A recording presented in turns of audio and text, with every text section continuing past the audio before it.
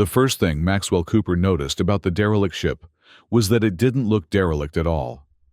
That should have been his warning sign, right there. Too good to be true was a phrase that had followed Max throughout his 36 years of life, usually accompanied by the follow-up phrase, "and it was." Yet, here he stood, in Docking Bay 17 of Proxima Centauri's third orbital station, staring at what might be his salvation, wrapped in titanium ceramic composite. "She's clean," Max muttered to himself, running a calloused hand along the hull. No scorching, no micrometeorite pitting, no visible patches or welds. The ship was roughly cylindrical, about 40 meters long, with a bulbous command module at the front and engine assembly at the rear. A mid-sized cargo vessel, perfect for converting into the mobile workshop he desperately needed.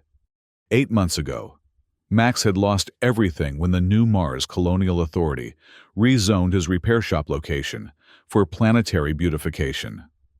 Beautification apparently meant converting honest businesses into overpriced synthetic plant gardens for rich tourists who wanted to pretend they were experiencing authentic frontier life. The compensation hadn't even covered his debts. Since then, he'd been living aboard his tiny personal vessel, the Reasonable Doubt, a name that had once seemed clever, but now felt like a cosmic joke at his expense. The Doubt was barely 15 meters long, with most of the interior crammed with salvage tools and equipment he'd managed to save. Not enough space to work properly, but just enough to keep him from starving as he took on small repair jobs across the Proxima system. "What's the catch?" he asked aloud, circling the derelict. The advertisement had been suspiciously brief.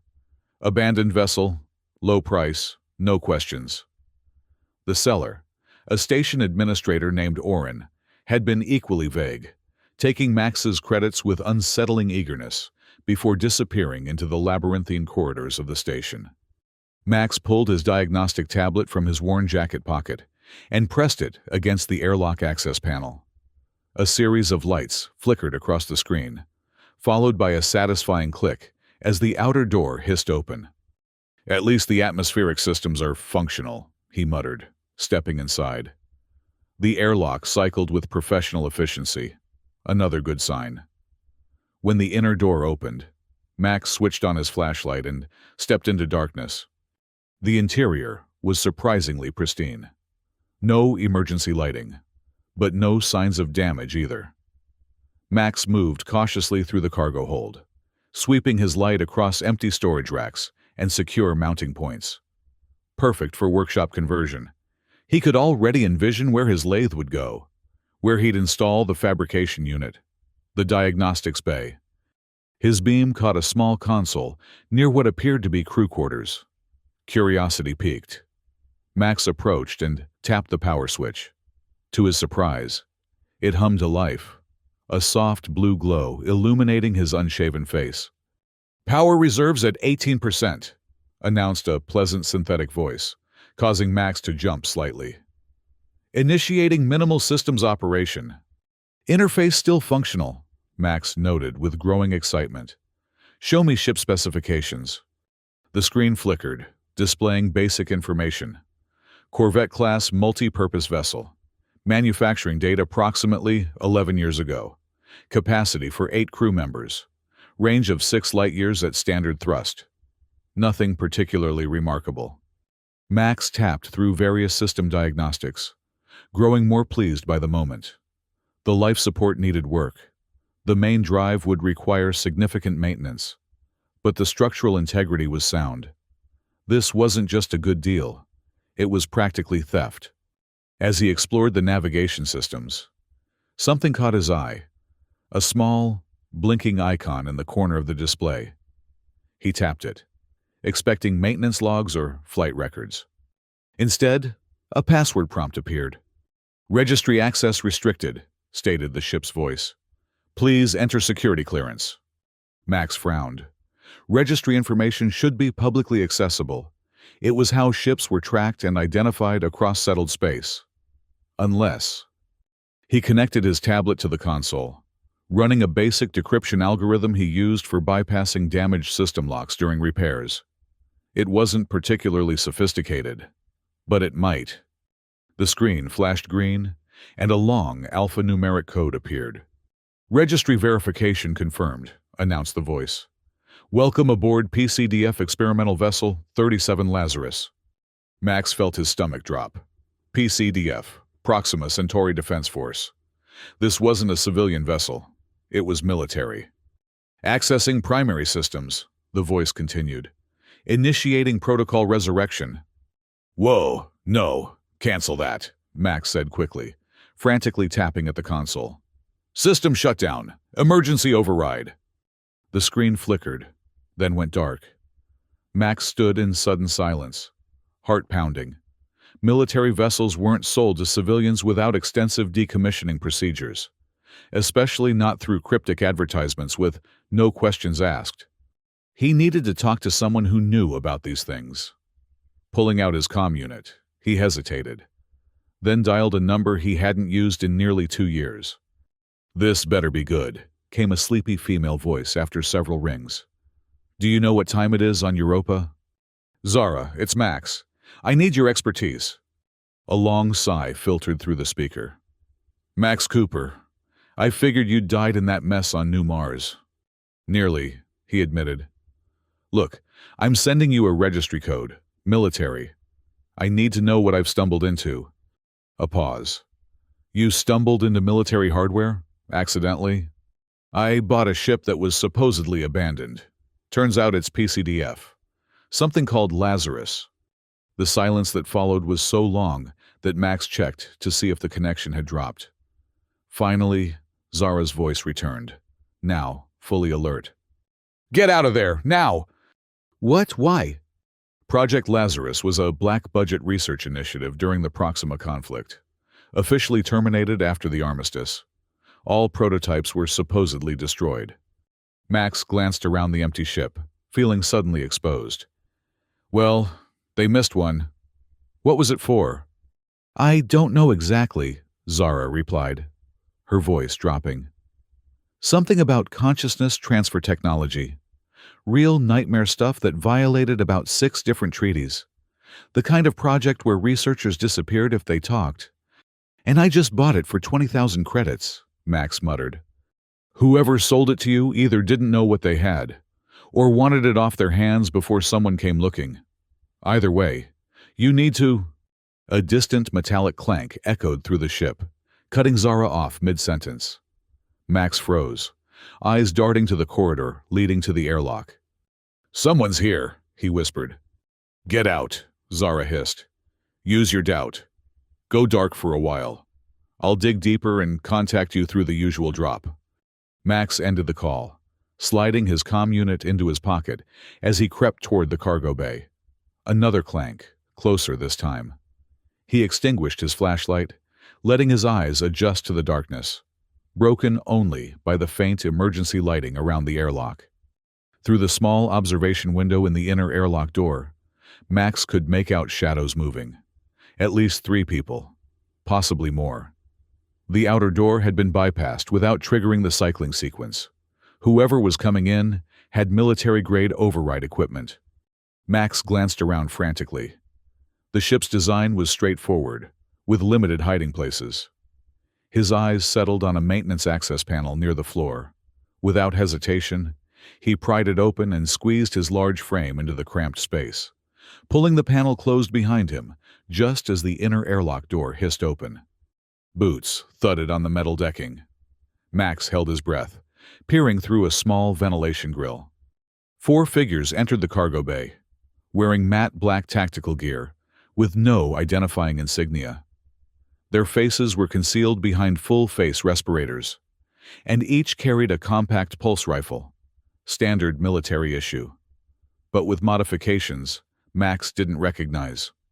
"Life support's active," one of them said, voice muffled by the mask. "Someone's been here recently." "Check the command console," ordered another. "See if the registry was accessed." Max's heart sank. He'd left his tablet connected to the console, a rookie mistake that might cost him dearly. "Affirmative. Registry's been decrypted. Lazarus protocols initiated, and then manually terminated. The apparent leader swore. Sweep the ship. Find whoever was here. Max pressed deeper into the maintenance shaft as the team split up, methodically searching each compartment. He needed to reach the reasonable doubt. Docked 2 bays over. If he could get to his ship, he might have a chance. The maintenance shaft extended the length of the vessel, designed to provide access to critical systems in case of emergency. Max began crawling, moving as silently as possible, while the sound of the search continued above. After what felt like an eternity, he reached an exit point near the auxiliary airlock, a smaller, emergency exit typically used for EVA operations. If he could cycle through without alerting the team. Max eased the panel open, scanning the small chamber beyond. Empty. He slipped out, closing the panel behind him, and approached the airlock controls. The panel was dark. Auxiliary systems weren't part of the minimal power configuration. Max pulled a multi-tool from his pocket and pried open the manual override, exposing the mechanical release. A shout echoed from deeper within the ship. They'd found his tablet. Max cranked the manual release with desperate strength. The outer door cracked open with a reluctant groan, exposing the hangar beyond. No atmosphere was lost. The docking bay was pressurized, but the sound seemed deafening in the quiet ship. "Airlock breach!" The voice was much closer now. "East quadrant!" Max squeezed through the partially open door, stumbling into the docking bay. His reasonable doubt sat 2 berths away, a humble but welcome sight. He sprinted across the open space, acutely aware of how exposed he was. The airlock behind him burst open fully as he reached his ship. Max slammed his palm against the recognition pad, nearly crying with relief when the doubt's hatch slid open immediately. He threw himself inside, sealing the door behind him as the first pulse round scorched the hull where he'd been standing moments before. "Disengage docking clamps," he gasped to his ship's simple AI. "Emergency launch protocol." "Warning, emergency launch violates station safety regulations," the system replied calmly. "Override," Max shouted, diving into the pilot's seat. "Authorization Cooper 37 Tango." The ship shuddered as the docking clamps released. Max fired the maneuvering thrusters at full power, a reckless move within the confines of a station bay. But he had little choice. The Doubt lurched forward, scraping against the docking arm as it pulled free. Through the viewport, Max could see the black-clad figures in the bay, weapons raised. One was speaking into a comm unit, likely alerting station security. "Full thrust!" Max commanded, bracing himself as the main engines engaged. The Doubt shot from the bay like a cork from a bottle, rattling violently as it transitioned from station keeping to open space. Station alerts blared across all frequencies. "Unauthorized departure detected. Vessel reasonable doubt. Return to assigned berth immediately or face regulatory consequences." Max ignored the warnings, plotting a course away from the station at maximum acceleration. His ship wasn't built for speed, but it had one advantage. He'd modified the engine signature to appear inconsistent, a trick that helped avoid automated toll sensors in less regulated systems. As the distance increased, Max allowed himself a moment to breathe. He'd escaped. But to what end? He'd inadvertently acquired a classified military vessel, angered some very dangerous people, and was now effectively a fugitive. His comm unit chimed, "Zara." "Please tell me you're not still on that ship," she said without preamble. "I'm on the Doubt," Max confirmed. "Had some uninvited company. Black tactical gear, no insignia." "Deniable assets," Zara said grimly. "Probably PCDF Intelligence Division. Listen carefully. Max, I've been digging, and this is worse than I thought. Project Lazarus wasn't just consciousness transfer. It was weaponized consciousness transfer." Max frowned. "Meaning what, exactly?" "Meaning they developed a way to forcibly overwrite a person's consciousness with another. Imagine capturing enemy officers and replacing their minds with loyal operatives, then sending them back, or taking condemned prisoners and using them as disposable infiltration units. A chill ran down Max's spine. That's horrific. It gets worse, Zara continued. The program was officially terminated because of ethical concerns, but the real reason was technical. The process was unstable. Subjects experienced degradation over time, violent psychosis, loss of memory, eventually complete neural collapse. And now someone wants this technology back, Max said, understanding dawning. That's why they're after the ship. It contains the research. Exactly. And if they track the registry activation to your doubt. Max checked his scanner. Nothing yet. But that didn't mean much. Military vessels could mask their signatures effectively. I need somewhere to lay low, he said. Any suggestions? The tidy repair yards in the asteroid belt, Zara replied, after a moment's consideration. Helena Kell still runs the place. Tell her I sent you. Tidy's 3 days at my best speed, Max noted. If they're tracking me. They are, Zara interrupted. But the belt provides cover, and Helena's facility has certain defensive capabilities. She doesn't advertise. Max adjusted his course. I'll head there. Keep digging on Lazarus. I need to know who I've angered and how badly. Already on it. And Max, watch for unusual system behavior on your ship. If they've tagged the doubt with a tracker, it'll interface with your navigation system. After ending the call, Max conducted a thorough diagnostic of the doubt's systems. Nothing obvious appeared, but that didn't mean much against military-grade surveillance tech.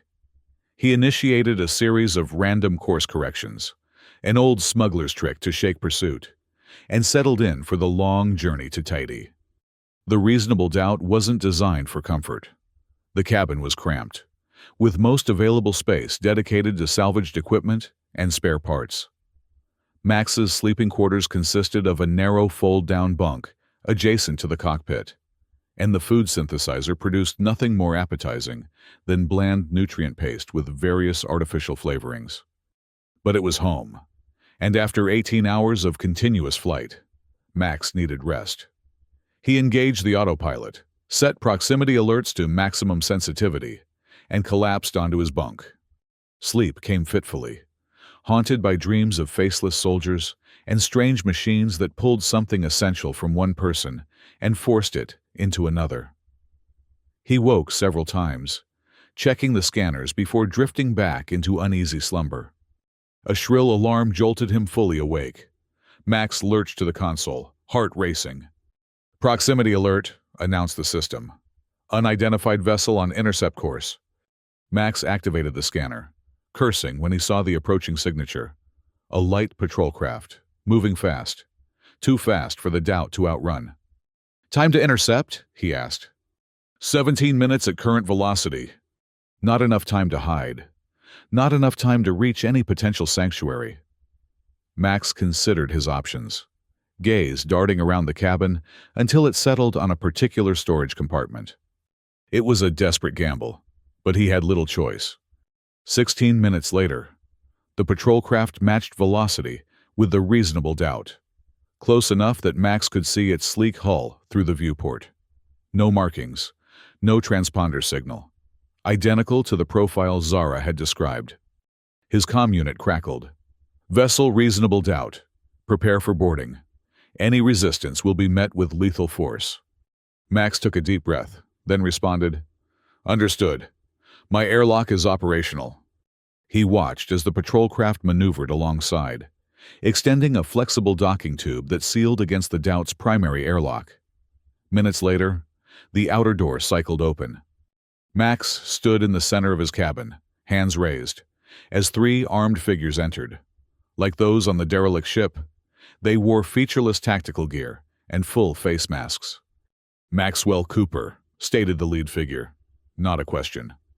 That's me, Max confirmed. Look, I don't know what this is about, but... Where is it? Interrupted the leader. Max blinked innocently. Where's what? The leader signaled, and one of the others stepped forward, driving an armored fist into Max's stomach. He doubled over, gasping. The registry code you accessed? The leader clarified, as Max struggled for breath. We know you copied it. Where is it? Tablet, Max wheezed, pointing to his workbench. Left it. On the ship.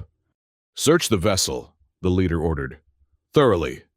As the other two began dismantling his living space, the leader kept a weapon trained on Max. You have no idea what you've stumbled into. Cooper, the masked figure said quietly. This is beyond your comprehension. Try me, Max replied, straightening as his breathing normalized. Lazarus Project. Consciousness transfer. Highly illegal. Supposedly destroyed after the war. Even through the mask, Max could sense the leader's surprise. You've been busy, the figure acknowledged. Then you understand why we can't allow this technology to resurface. The implications would be destabilizing. Seems like you're the ones trying to resurrect it, Max countered. The leader remained silent as the search continued, methodically working through storage compartments and equipment cases. After several minutes, one of the searchers approached.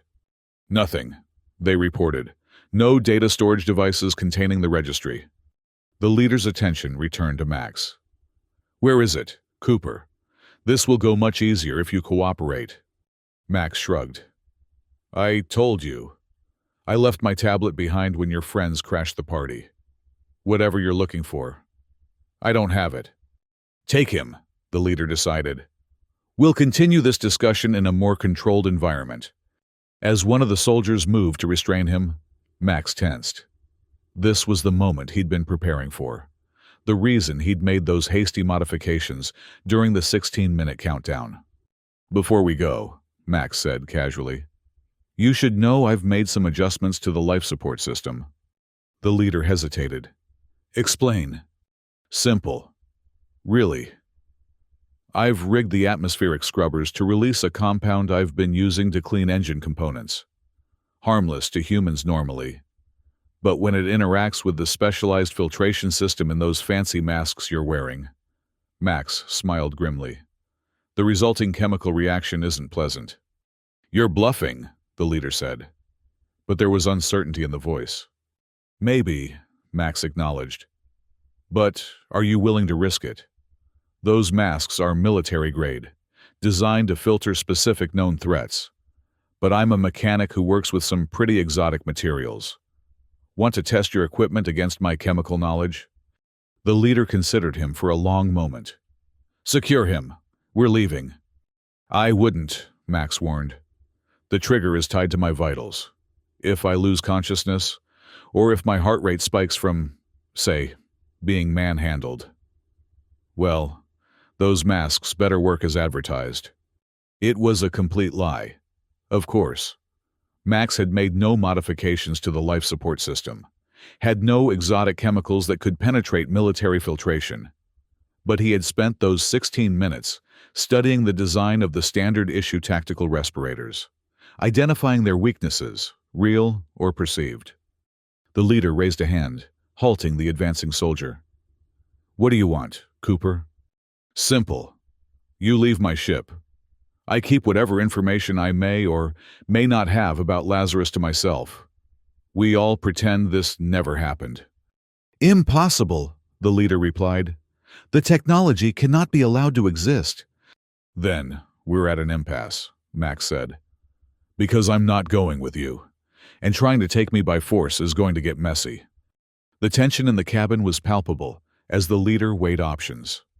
Finally, a decision was made.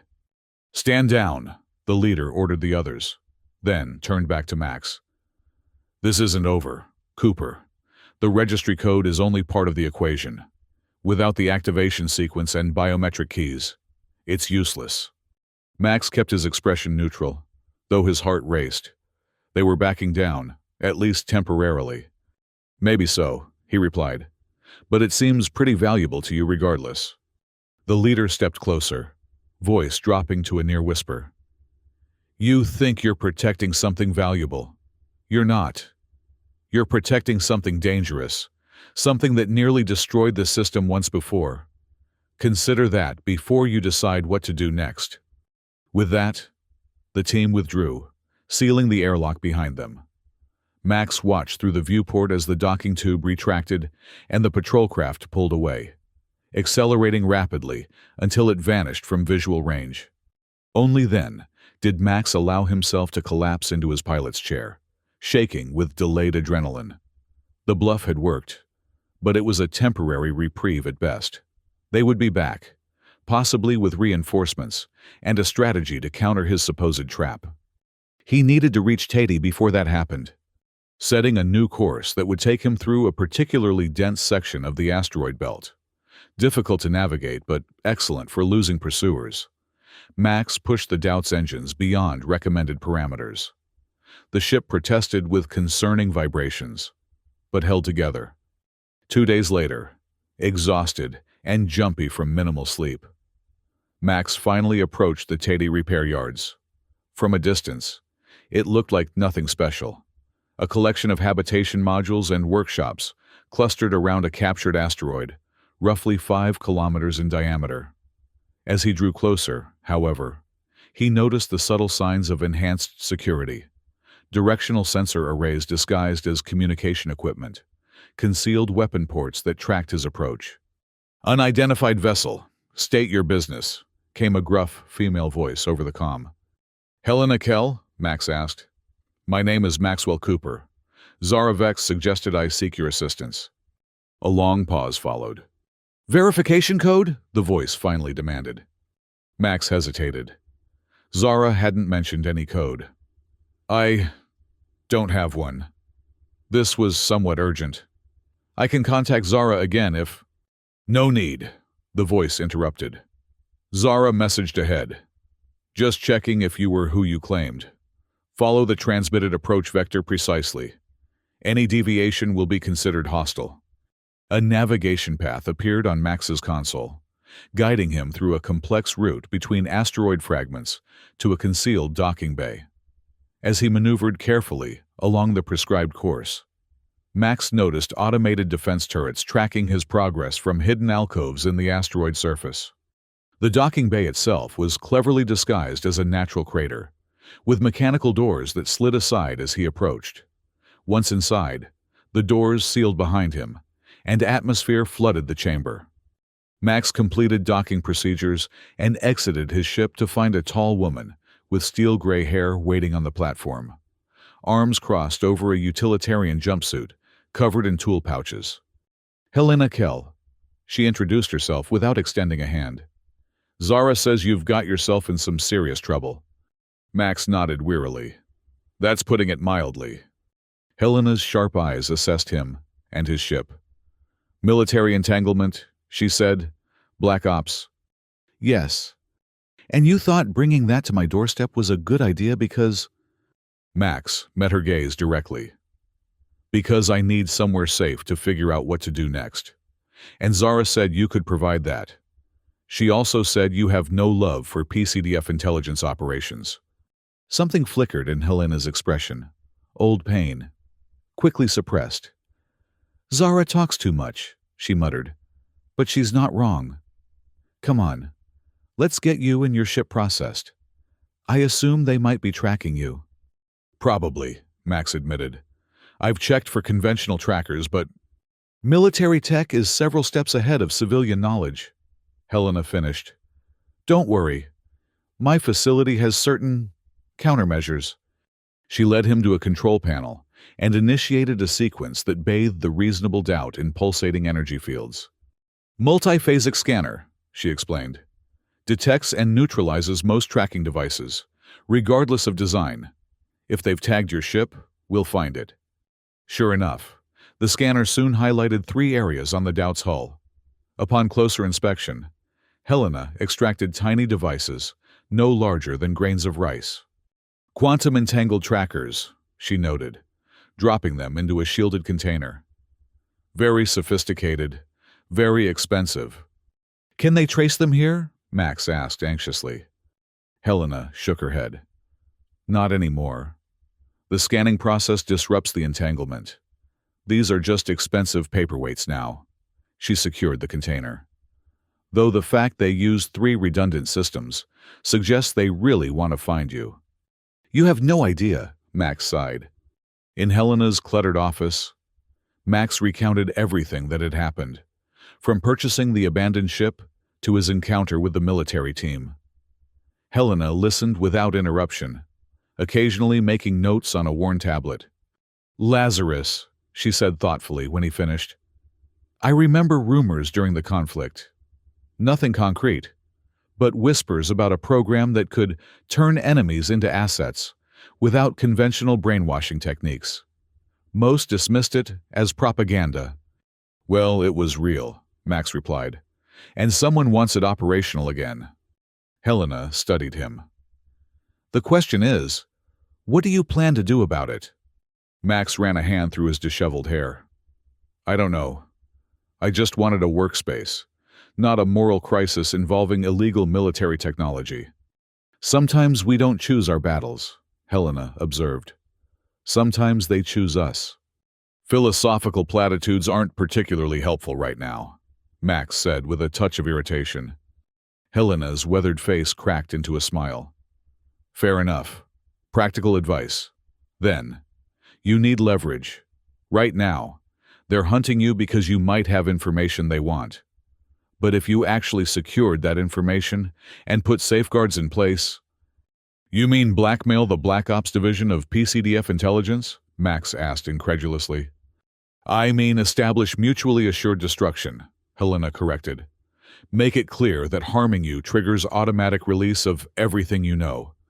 Max considered this. I'd need to actually have everything first. All I've got is a registry code that, according to them, is useless without activation sequences and biometric keys. Then perhaps it's time to acquire those missing pieces, Helena suggested. Return to the source. The ship? Max shook his head vehemently. They'll be watching it. Perhaps. Or perhaps they've moved it by now, not wanting to risk someone else stumbling upon it. Either way, information is your only currency in this situation. Max was silent for a long moment. I'll need to contact Zara again. See what else she's learned. Helena nodded. Use my secure communication array. It routes through 17 different relays across 3 systems. Nearly impossible to trace. When Max reached Zara, her image on the screen looked haggard, with dark circles under her eyes. You made it to Tahiti, she observed with relief. Good. Helena taking care of you? As well as can be expected, Max replied. What have you found? Zara glanced around nervously, though she was supposedly in her private quarters on Europa. Not much more about Lazarus itself, but I've identified the division handling the recovery operation. It's called Section 8, a deniable operations unit within PCDF intelligence. Officially, they don't exist. Unofficially, they handle the most sensitive, ethically questionable operations, the kind that would cause public outrage if exposed. Zara leaned closer to the camera. Max, these people don't mess around. They've been known to eliminate entire research teams to maintain secrecy. Max's stomach tightened. Wonderful. Any good news? Maybe. I found a reference to a research facility that was associated with Lazarus, supposedly decommissioned after the project termination, but satellite imagery shows it's still drawing power from the grid. Location? That's the tricky part. It's on Proxima Centauri 4 in the northern polar region, not exactly accessible. Max considered this information. If they're restarting the program, that facility might contain what they need to make it operational. My thoughts exactly, Zara agreed. But Max, this is well beyond salvaging an abandoned ship, breaking into a military research facility. Is suicide. I know, Max finished. But at this point, what choice do I have? They'll find me eventually. Zara looked troubled. There might be another option. Go public.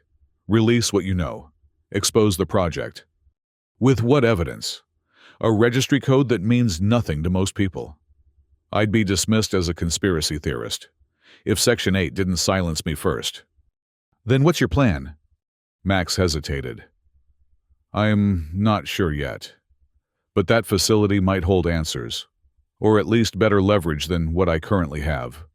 After ending the call, Max spent hours pacing Helena's workshop, weighing options and scenarios. None seemed particularly promising. "You'll wear a hole in my floor," Helena commented as she calibrated an auto welder nearby. "Sorry," Max muttered. "Just trying to figure out a path that doesn't end with me disappeared or dead." Helena set down her tools with a sigh. "Look, Cooper, I've been in this business a long time. Seen a lot of people come through here running from something or someone. The ones who survive aren't necessarily the strongest or smartest. They're the ones who understand when to fight and when to disappear." Max stopped pacing. Meaning?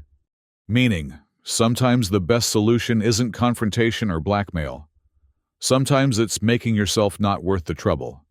She gestured to the vast asteroid field, visible through the viewport. There are places in this system where official authority is theoretical at best. Frontier's edge, the scatter. Places where someone with your skills could start over. No questions asked. The suggestion was tempting. Vanish into the frontier. Build a new life away from central authority. But something about it felt wrong. Like abandoning a responsibility he never asked for, but couldn't ignore. "And what happens to the next person who stumbles across something Section 8 wants to keep buried?" Max asked quietly. Helena shrugged. "Not your problem." "Maybe it should be," Max replied, surprising himself with the conviction in his voice. "This Lazarus technology, it violates everything we're supposed to stand for. The autonomy of the individual, the sanctity of consciousness. If they restart the program, then they do it without the registry code you accessed," Helena pointed out. "You've already thrown a wrench in their plans by taking that information off the grid." Max froze, a realization dawning. "That's it," he whispered. "What's it?" "The registry. It's not just an identification code, it's an authentication key. The ship's systems recognized it and started to initiate the Lazarus protocols automatically." Helena frowned. So if the facility on Proxima 4 is being reactivated, it would need to authenticate against that registry to access the original research data. Max's mind raced with the implications. They're not just after me because I might expose them. They need that code to restart the program. "Which means you have more leverage than you realized," Helena concluded, understanding dawning. "Exactly." Max pulled out his comm unit. "I need to contact Zara again. There's a way to end this, but I'll need her help." 3 days later, Max found himself approaching Proxima Centauri 4 in a modified maintenance shuttle borrowed from Helena's facility. The reasonable doubt remained at Tati, too recognizable to risk on this mission. The shuttle, by contrast, was unremarkable. One of thousands that serviced orbital platforms and surface installations throughout the system. Zara had provided access codes that allowed him to approach the planetary surface without triggering automated defense systems. Explaining that she'd acquired them from a contractor database, Max didn't ask for details. The facility itself was situated in a remote area of the northern polar region, surrounded by kilometers of frozen wasteland. From orbit, it appeared as little more than a collection of low structures, partially buried in ice. Easy to overlook unless you knew exactly what to search for. Max guided the shuttle to a landing pad at the periphery of the complex, heart pounding as he completed the touchdown sequence. According to Zara's intelligence, the facility was minimally staffed, primarily automated systems with periodic maintenance visits. If her information was accurate, there should be no more than 2 or 3 personnel present. After donning a thermal suit designed for the harsh Proxima 4 environment, Max cycled through the airlock and stepped onto the frozen surface. The temperature was well below freezing, the landscape eerily still under a blood-red sky. Proxima Centauri cast everything in a crimson glow, distinct from the warm yellow of Earth's sun. He moved quickly toward the nearest entrance. Using the access code Zara had provided to bypass the initial security checkpoint. The facility's interior was utilitarian, metal corridors with minimal ornamentation, designed for function rather than comfort. Most illumination came from emergency lighting, suggesting the complex was indeed operating at minimal capacity. Max consulted the schematic Zara had transmitted to his tablet. The primary data center should be 2 levels below, accessible via a maintenance elevator at the end of the corridor. As he moved through the silent complex, Max's unease grew. The facility seemed not abandoned, but paused, as though operations had been temporarily suspended rather than permanently dismantled. Equipment was covered with protective sheeting, but nothing had been removed. Workstations still displayed screensavers. Chairs remained at desks. The elevator required another access code, this one taking longer to process before the doors slid open with a soft hiss. Max stepped inside, selecting the lowest level on the control panel. The data center was larger than he expected. A cavernous room, filled with server racks and holographic displays. Unlike the rest of the facility, this area was fully powered, lights gleaming off polished surfaces, and fans humming as they cooled the processing units. Max approached the central console, connecting his tablet to the interface. The registry code was stored on a secure partition, isolated from his device's other functions to prevent accidental transmission. He accessed the file, preparing to upload it to the facility's systems. "That won't be necessary, Cooper." Max spun around to find a figure standing at the entrance to the data center, one of the black-clad soldiers he'd encountered before, but this time without a mask. The man was older than Max had expected, with sharp features and eyes that had seen too much. "Section 8, I presume," Max said, trying to keep his voice steady. "Commander Linus Reed," the man confirmed, though that name won't appear in any official records. Max glanced around for additional personnel, but Reed appeared to be alone. "Wondering where my team is?" Reed asked, noticing Max's assessment. "Not necessary for this conversation. We've been tracking your movements since you left Tidy." Max's heart sank. Helena's countermeasures had failed, or there was another tracker he hadn't detected. "The woman, Kel, is quite thorough," Reed continued, as though reading Max's thoughts. "She found all the conventional trackers, but the quantum resonance tag injected into your bloodstream during our little chat aboard your vessel. That's somewhat newer technology." Max unconsciously touched his arm where one of the soldiers had gripped him. "You've been following me all along." Reed inclined his head slightly. "We needed to know your intentions. When you accessed information about this facility, it became clear you were seeking leverage rather than simply running. An admirable, if misguided, strategy." "Misguided how?" Max challenged. "I know what Lazarus was. What you're trying to resurrect. Consciousness transfer technology that violates every ethical principle we established after the war." "You know fragments," Reed corrected. "Pieces without context." "Then give me context," Max demanded.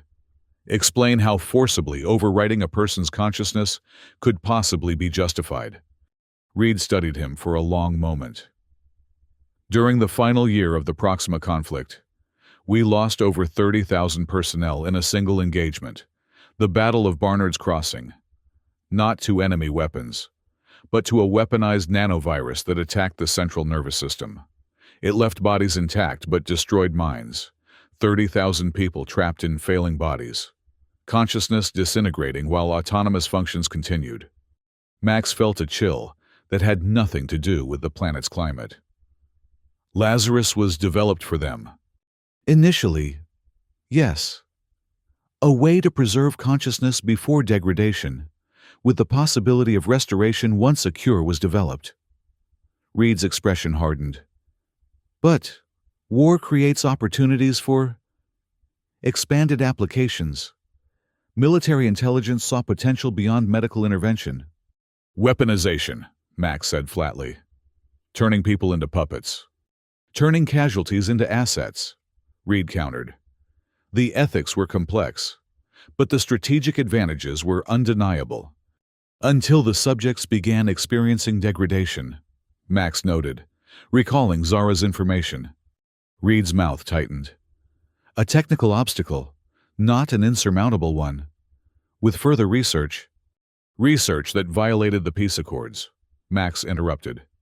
Technology explicitly banned after the armistice. Peace is fragile. Cooper, the next conflict may not allow for such ethical luxuries. Max gestured around the facility. So you're restarting the program, preparing for a war that hasn't happened yet by developing weapons that should never exist. Preparing for reality, Reed corrected. And yes, we need the registry code you accessed. It contains cryptographic keys essential to retrieving the original research data. Max's hand tightened around his tablet. And if I refuse? Reed sighed, almost regretfully. Then we proceed with alternative methods. Less elegant, requiring more time, but ultimately successful. Your cooperation simply accelerates the inevitable. While condemning me to what? Max asked bitterly. Disappearance, memory adjustment, a convenient accident? Actually, Reed said, I was authorized to offer you a position. Your technical skills are impressive. Evading trained operatives, bypassing security systems, identifying chemical vulnerabilities in our equipment. We could use someone with your particular talents. The offer was so unexpected that Max momentarily struggled for words. You want to recruit me? After hunting me across the system? Resource acquisition takes many forms, Reed replied with a thin smile. Sometimes the most valuable assets begin as adversaries. Max considered the commander's words. Employment with Section 8 would certainly solve his immediate problems. Financial security, protection from further pursuit, perhaps even access to resources beyond his current reach. It would also make him complicit in resurrecting technology that violated the fundamental sovereignty of human consciousness. And if I decline this generous offer, he asked. Reed's expression didn't change. Then you'll be processed as a security risk. The methods are regrettable, but effective. You wouldn't remember this encounter or anything related to Lazarus. Memory wiping, Max surmised. Another banned technology. I'm guessing.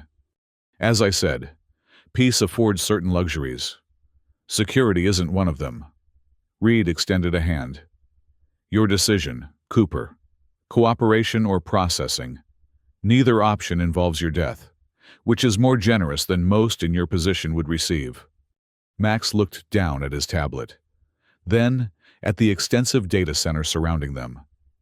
Everything he'd learned suggested the Lazarus technology was dangerous, not just in its military applications, but in its very existence. The ability to separate consciousness from body, to transfer or overwrite a person's fundamental self. It represented a threshold humanity wasn't ready to cross. You know, Max said slowly, when I was just a repair tech on New Mars, I had a customer bring in an old terraforming scanner, military surplus, pre-war. The thing had been modified to bypass safety protocols, could increase scanning intensity by about 300%. Reed's expression revealed a flicker of impatience. Is there a point to this anecdote? The customer wanted me to enhance it further, said it was for geological surveys, but I recognized the modifications. That kind of intensity wouldn't just scan deep rock formations. It would cause cellular disruption in any biological matter within range. Max met Reed's gaze steadily. He was planning to use it for clearing indigenous organisms from a land claim. Technically legal, completely unethical. And your response was what? Righteous refusal? Max shook his head. I told him I'd do the work, took the scanner into my workshop, and instead of enhancing it, I installed a cascading failure in the primary emitter. The next time he used it at high intensity, the whole system would fry itself beyond repair. Understanding dawned in Reed's eyes. Cooper. But Max was already moving, his tablet connecting to the central system as he uploaded not the registry code itself, but a specialized virus Zara had helped him develop.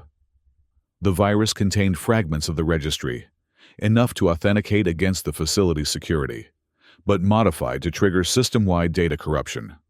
Alarms blared as Reed drew a weapon, but he hesitated, clearly concerned about damaging the sensitive equipment surrounding them.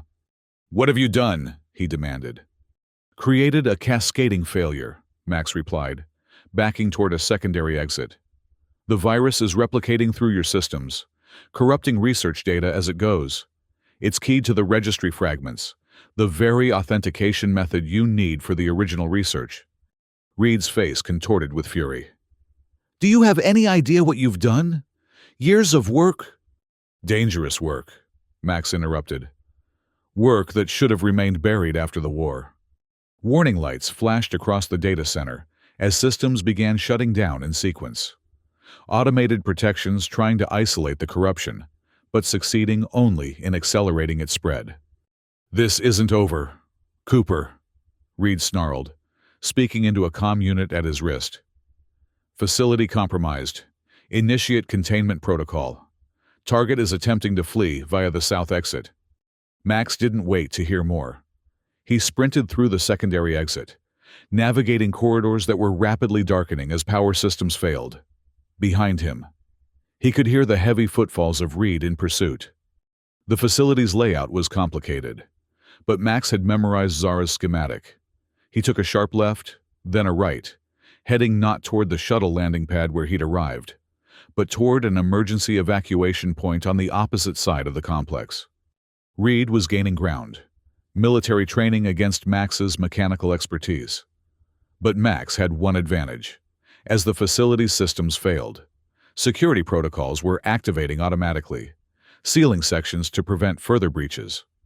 Max reached a junction just as emergency bulkheads began descending. He slid beneath one moments before it sealed completely.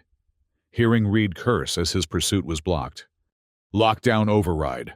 Authorization Reed Delta 7, the commander shouted. But the command went unacknowledged as the facility's systems continued their cascading failure. Max reached the emergency evacuation bay, finding it much as Zara had described. A small chamber containing 2 escape pods designed for rapid atmospheric exit.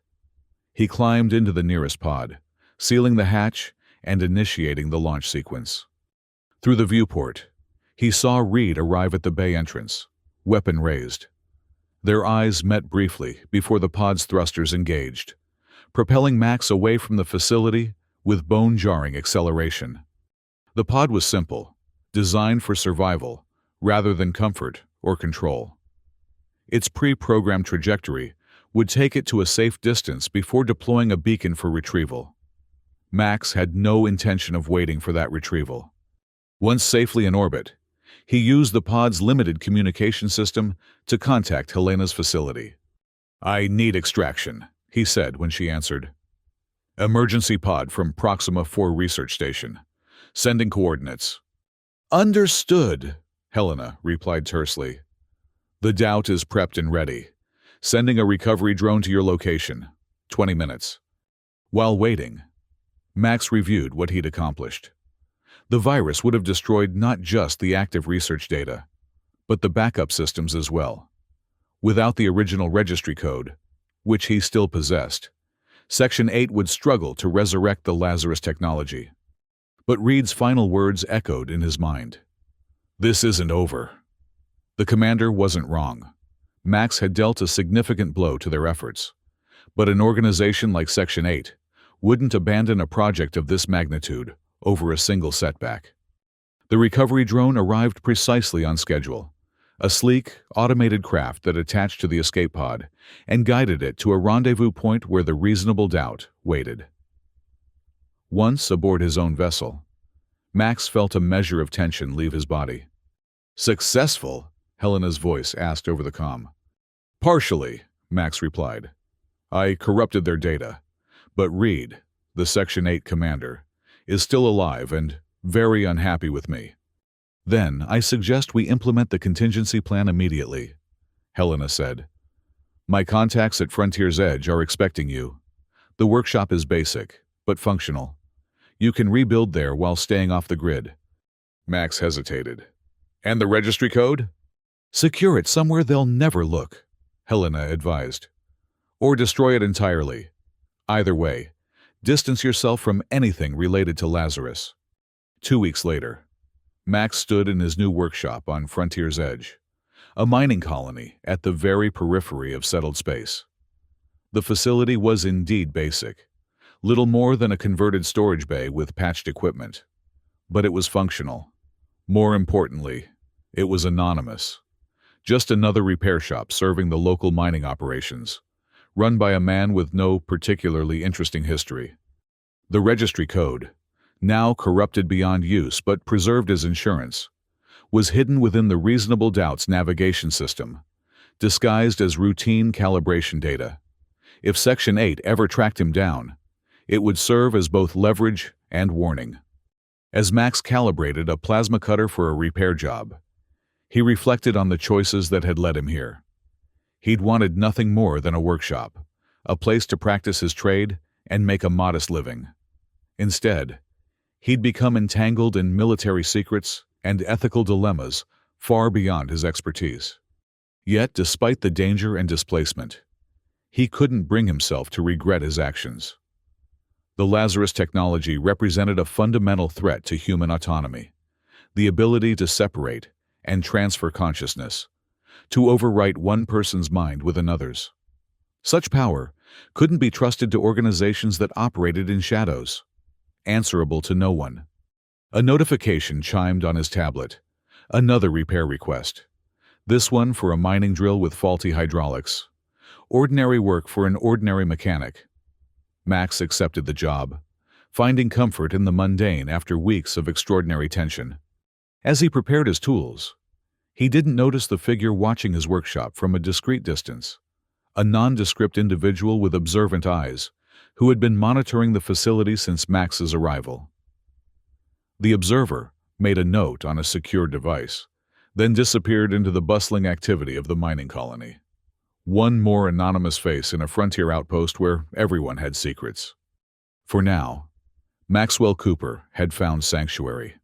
For now, the Lazarus technology remained dormant, but in the vastness of settled space, with its competing interests and hidden agendas. For now, was the best anyone could hope for. Perhaps it was enough.